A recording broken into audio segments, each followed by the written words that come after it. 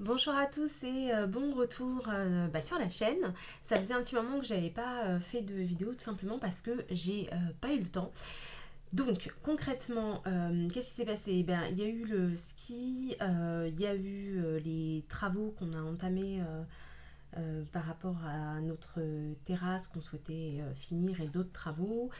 Il y a eu pas mal de choses qui se sont passées, ce qui fait que j'ai eu très peu de temps et notamment il y a eu les ponts de mai. D'ailleurs, je l'ai vu sur la toute dernière vidéo que j'ai postée, qui était la vidéo sur les impôts, en fait, où je vous expliquais comment concrètement bien remplir vos impôts sans rien oublier, etc. J'avais fait aussi un petit peu le point sur les nouveautés telles que GMB qui étaient liées au projet Pilates. Et j'ai vu que cette vidéo, elle avait fait très peu de vues, mais c'est normal, il y a les ponts de mai, les gens sont occupés à faire tout plein de choses. Et c'est ce qui explique aussi que j'ai pas eu le temps de faire de vidéos durant cette période. Donc ce que je vous propose, c'est que dans cette vidéo, on va tout simplement, je vais vous faire un petit update en fait sur le mois de mai, sur le budget du mois de mai. Je vais vous faire le budget du mois de juin et surtout je vais faire le bilan de l'épargne du premier trimestre. Donc j'espère que ça va être assez court, assez concis. En tout cas, je veille toujours à ce que les vidéos ne dépassent pas 20 minutes, sauf lorsqu'il s'agit de vidéos techniques. J'ai un autre point aussi à faire pour les personnes qui souhaiteraient me poser des questions. Parce que je vois souvent des questions qui sont assez redondantes en dessous de mes vidéos. Ce que je vous propose, c'est de faire une petite FAQ. Donc je ferai une petite vidéo assez courte FAQ de 4-5 minutes. Et ce que je vous invite à faire, c'est tout simplement, si vous avez des questions à me poser, de mettre en fait sous cette vidéo, par exemple FAQ, et de me poser votre question. Et ce que je ferai, c'est que si il y a vraiment beaucoup de questions, je ferai cette petite vidéo et ça me permettra en fait de répondre aux questions que vous pouvez avoir sur moi. Voilà. Alors ce que je vous propose, c'est que rapidement on commence par le mois de mai. Donc au mois de mai, il s'est rien passé de spécial, si ce n'est que on a fait, il y a eu les ponts et donc on a pas mal profité et donc je vous ferai un update sur mes enveloppes, mais dans une vidéo ultérieure parce que sinon ça va être assez long. Au mois de mai, j'ai perçu 2500 euros. Il y a eu une augmentation en fait des allocations familiales qui sont passées à 141 euros, ce qui m'a fait pour le mois de mai un total de 2641 euros de revenus. En ce qui concerne les dépenses, donc nous on a des dépenses qui sont, on a des dépenses communes et nos dépenses communes, ce qu'on a choisi de faire, c'est de les diviser par deux et chacun paye sa part sur un compte que nous avons en commun. Donc, les dépenses communes s'élevaient à 2473,58 que je divise par deux, donc ça nous fait 736,79 € chacun. Sachant que jusqu'à présent, pour l'électricité, on avait mis en place en fait une facture bimensuelle, voilà c'est ça, et qu'en fait on a choisi de passer en mensuel. Et d'ailleurs, par rapport à la facture d'électricité, on est chez un fournisseur qui avait lancé un challenge en fait pour cet hiver, qui consistait à réduire en fait sa consommation électrique et il y avait un bonus, mais j'en parlerai dans une prochaine vidéo. Et donc on y a participé et le bonus était plutôt alléchant. Donc voilà, donc on va passer en mensuel, donc il va y avoir une modification ici au niveau des dépenses communes qui devrait s'effectuer à partir du mois de juillet. Donc une fois ceci déduit, il me reste 1904,21 € en ce qui concerne l'épargne. Donc j'ai mis 200 € pour les enfants, 200 € sur des livrets et 200 € qui vont sur des placements long terme, ce qui me fait un total de 600 €. Donc, il me reste après tout ça 1304,21 € au mois de mai. Donc, il y a eu 48 € de cantine. J'avais mon forfait à 8 €, le forfait que je paye pour quelqu'un 14 €. Et puis un don de 30 €, ce qui m'a fait un total de 100 €. On a poursuivi notre challenge ticket restaurant qui se passe franchement super bien. On va peut-être le stopper, je sais pas, on verra. Mais en tout cas, on continue. Hein, les tickets restaurants, c'est aussi une source de revenus. Et donc, nous, c'est une source de revenus qu'on veut exploiter. Et donc, on fait nos courses avec. Je l'avais expliqué dans une précédente vidéo. On fait nos courses avec et donc par rapport à ces tickets restaurants, j'avais ajouté, je me laisse toujours une marge de 10 € parce qu'il y a toujours comment ça s'appelle, il y a toujours en fait un résiduel à payer, sachant que on est passé en carte ticket restaurant et donc on a un montant plafonné par jour, donc c'est un peu plus compliqué, il faut aller plus régulièrement en fait faire des courses, ce qui fait que lorsque je sors en fait par exemple du travail, je passe faire quelques courses. de ce qu'on a besoin, de manière en fait à pas avoir trop à payer avec ma carte bleue. Voilà. En ce qui concerne loisirs plaisir, donc là c'était plus plaisir que loisirs, puisque pour les loisirs on a utilisé nos enveloppes, mais ça comme je vous l'ai dit je vous ferai une update dans une vidéo. C'était plutôt plaisir, je me suis fait plaisir en allant chez l'esthéticienne, voilà, j'ai pris soin de moi et donc j'en ai eu pour une trentaine d'euros. Donc ce qui nous fait 40 euros total. Donc si je diminue 1304,21 des 140 euros qu'on a utilisé, enfin que j'ai utilisé, il me restait 1164 euros 21 pour le mois de mai. Voilà. Ensuite, passons au mois de juin. Donc, en ce qui concerne le mois de juin, donc là, mon salaire était de 2100 euros. On a toujours des allocations familiales pour un montant de 141 euros. Ce qui m'a fait un montant de 2241 euros pour le mois. Une fois que j'ai déduit les dépenses communes, donc de 736,79 euros, il m'est resté 1504,21 euros. Sur ces 1504,21 euros, j'ai tout simplement épargné 200 euros pour mes enfants, 200 euros sur des livrets, 200 euros sur des placements long terme, ce qui me fait un total de 600 euros. Donc il me restait 904,21 euros.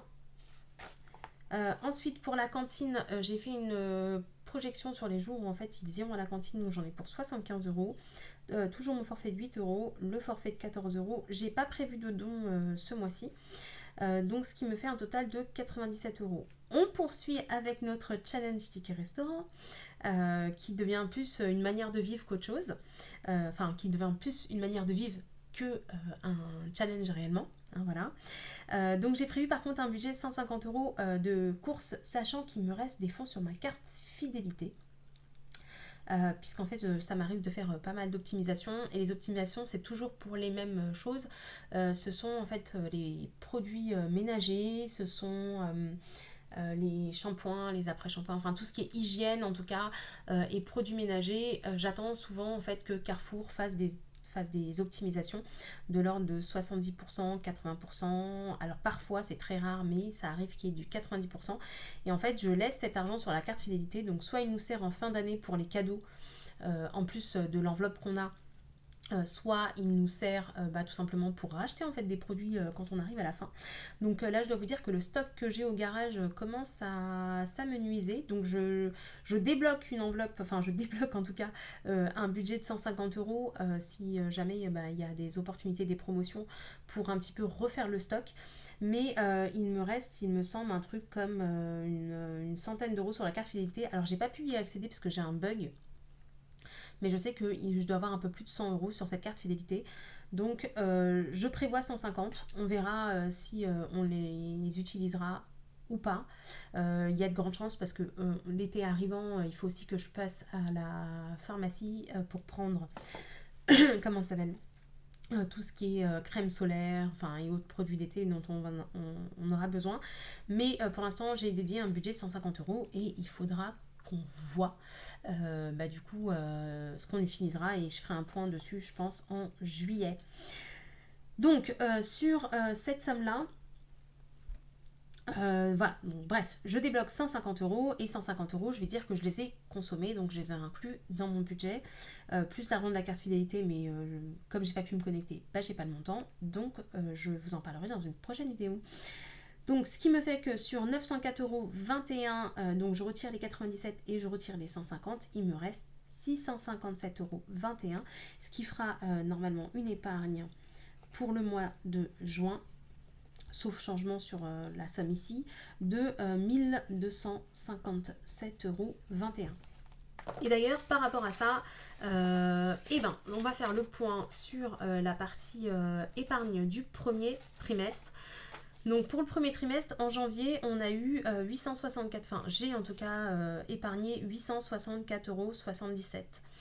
En février, j'ai épargné 1520,56 euros et en mars 1527. Ce qui me fait au total pour le premier trimestre 3912,33 euros d'épargne, donc pour 3 mois. Donc c'est vrai que j'aurais pu calculer, mais en gros on est à 1300 à peu près, mais ce qui nous fait à peu près une épargne mensuelle de 1300 euros à peu près, voilà. Donc je trouve quand même que pour l'épargne du trimestre, ben, je suis assez contente. Euh, Sachant qu'on a fait quand même pas, enfin j'ai fait pas mal en tout cas d'économies, j'ai pas mal en fait fait attention parce que j'avais envie de pas mal épargner. Après, est-ce que j'aurais pu faire mieux? Quand je fais un petit peu le point, je j'ai déjà coupé pas mal de dépenses communes, j'ai fait pas mal de changements pour faire des économies. J'ai réorienté aussi une bonne partie de mon plan épargne logement, compte tenu du rendement et des possibilités que je pouvais avoir en termes de dividendes sur d'autres produits. Euh, Au niveau de la cantine, bah, toutes les fois où j'ai pu récupérer, sachant qu'en fait il y a eu pas mal de grèves quand même, hein, où j'ai pu récupérer mes enfants, je l'ai fait. Au niveau de l'essence, eh ben, je dois dire que comme il fait beau, on prend quasiment plus la voiture. On a mis de l'essence, c'était quand? C'était le mois dernier, il nous reste de l'essence. Donc voilà. Les tickets restaurants, bah finalement, c'est un truc qu'on fait chaque année, c'est ce que j'avais expliqué une fois. Mais je crois que. Enfin, moi j'appelle challenge ticket restaurant parce que ça me fait un peu rire. Mais je pense que c'est vraiment devenu un mode de vie, puisque pour nous c'est une ressource supplémentaire. Donc on le prend en tant que tel. Euh, Au niveau des courses, on a fait de grands efforts. Et donc, non, je pense pas que j'aurais pu enfin, en tout cas, faire plus et faire mieux, si ce n'est que avoir plus de revenus. Mais c'est ce sur quoi, en ce moment, enfin, c'est ce sur quoi, en tout cas, moi, je travaille énormément. Mais en tout cas, voilà. Surtout que là, on a du beau temps, on va moins acheter, beaucoup, beaucoup moins acheter de légumes. Parce que du coup, le potager, là, on a un temps. Franchement, on avait un temps qui était exécrable au début. Donc je me suis dit, mince, ça va être compliqué. Et finalement, le temps, il se trouve que il a pas mal changé. Et le fait qu'il y ait eu pas mal de pluie et qu'on ait maintenant pas mal de soleil, ça fait que ça pousse très très bien. Alors, en termes de potager, on n'a pas. Enfin, moi, j'ai pas un super gros potager. J'ai un potager qui doit faire 1,50 m sur 4 mètres. Et là-dessus, on arrive à produire énormément parce qu'on fait beaucoup de compagnonnage. Euh, Dès que je finis une petite culture, je replante autre chose et je réalimente. Et du coup, ça nous permet en fait d'avoir pas mal de choses. Donc là, on a déjà eu des fraises, on a eu des radis. Dans pas longtemps, j'ai les pommes de terre. J'ai aussi les haricots qui arrivent, les courgettes, les tomates. En plus, c'est des tomates anciennes. Je trouve que enfin, ça joue beaucoup aussi sur mon budget, le fait qu'on va avoir pas mal de fruits et de légumes frais. Et comme l'année dernière, ah oui, j'ai des poires aussi, des pommes. Mais comme l'année dernière, je pense que je vais pas mal stocker parce que là, ça a l'air de bien donner. Donc j'ai l'impression que la saison elle va être aussi bonne que l'année dernière. Et à mon avis, je pense qu'on va avoir des gros stocks. Et du coup, ça va être aussi une source d'économie. Et d'ailleurs, je crois que je vous avais parlé dans une vidéo de ce fait que. Alors, je dis pas qu'on est autosuffisant, hein, on est loin, loin d'être autosuffisant. Mais en tout cas, ce que j'apprécie grandement, c'est le fait de pouvoir manger des produits bons sur lesquels je sais qu'il n'y a pas de pesticides. Et ça permet enfin, est-ce que ça permet vraiment de faire une économie? Je sais pas vraiment si ça, on fait vraiment une économie. En tout cas, quand je vois le prix des fruits et légumes en ce moment en magasin, je me dis que on a quand même la chance de pouvoir avoir ce petit plus finalement. Et donc comme vous l'avez vu, j'ai pas un gros potager, mais on produit énormément. L'année dernière, j'ai dû produire sur cette toute petite surface quelque chose comme 5 kilos de tomates.